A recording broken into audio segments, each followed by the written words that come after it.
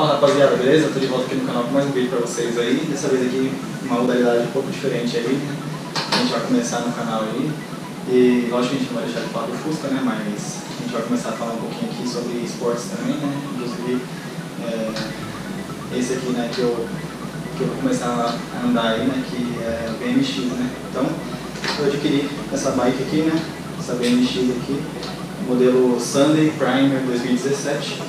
A cor verde menta, e eu vou estar falando um pouco para vocês aí sobre as peças dela aí, né? Apesar de eu não entender muito ainda sobre as peças, assim, dessas marcas, né? Dessas estilos de esporte, né? Mas vou passar para vocês o que está na minha bike aqui. E aí vocês deixem um comentário aí qualquer coisa, beleza? Então, logo também vai ter rolê aí também com ela, né? Mostrando para vocês aí um pouco aí das manobras, etc. Que eu vou estar aprendendo, né? E compartilhando com vocês. Então vamos lá então, começando aqui ó, guidão da Sunday, manete aqui de freio da Odyssey, cabo e conduíte da Odyssey também, até aqui nessa parte aqui de trás é da Odyssey.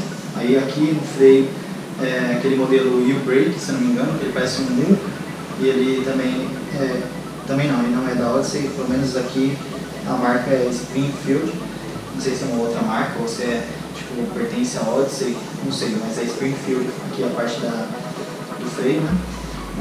Presilha aqui do banco da Sunday, presilha personalizado aqui, quadro da Sunday, né?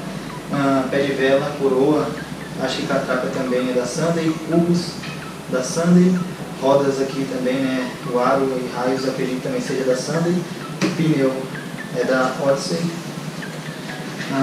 pedais da Elbow, aqui parte de direção dela aqui, né? Eu não consigo ver direito a marca, acho que é FS alguma coisa, FF3, se não me engano, mas eu não sei se pertence a Sunday.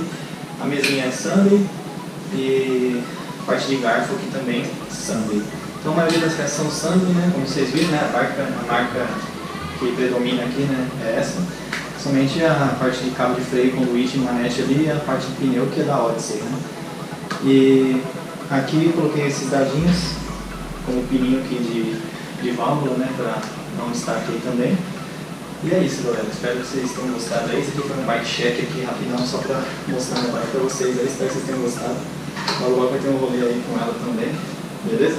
E aí vocês já falam também o que vocês acharam da nova imagem aí da GoPro. Estou gravando em 720 por 60.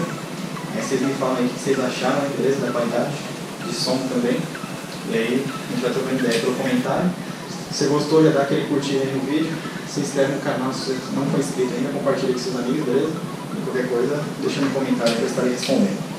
Valeu galera, até o próximo. Fui!